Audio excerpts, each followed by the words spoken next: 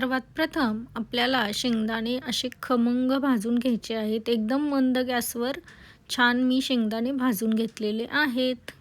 पावशेर शेंगदाणे, पावशेर खजूर, अर्धा पावशेर गूळ या ठिकाणी घेतलेला आहे. मिक्सरच्या भांड्यामध्ये थोडेसे शेंगदाणे, बिया काढलेली खजूर, गूळ घेतलेला आहे. आता हे आपण बारीक करून घेऊ. खूप जास्त बारीक करायचं नाही, थोडंसं ओबडधोबडच बारीक करून घ्यायचं आहे. तर अशा पद्धतीने मी बारीक केलेलं आहे आणि एका बाजूला हे मिश्रण काढून घेत आहे.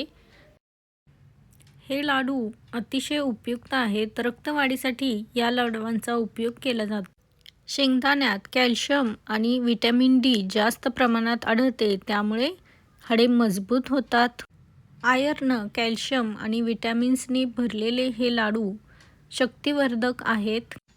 त्यामुळे रोज हा एक लाडू खाणं खूप गरजेचं आहे.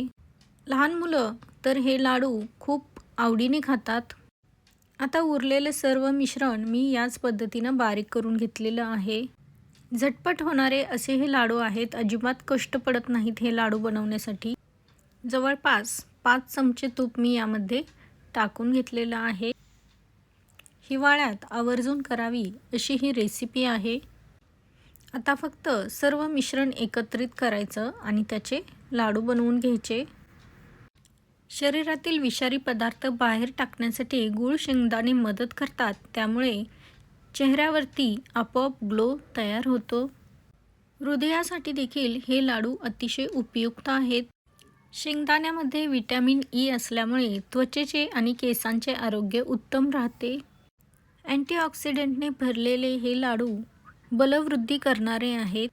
शक्तिवर्धक, बुद्धिवर्धक असे हे लाडू असल्यामुळे शेंगदाण्यांना गरिबाचे बदाम देखील म्हटले जाते. याच पद्धतीनं मी आता सर्व लाडू बनवून घेत आहे. रोज सकाळी उपाशी पोटी हा एक लाडू खाल्ल्यामुळे पचनक्रिया सुधारते. व्हिडिओ आवडला असेल तर लाईक, शेअर, सबस्क्राईब. थँक्यू.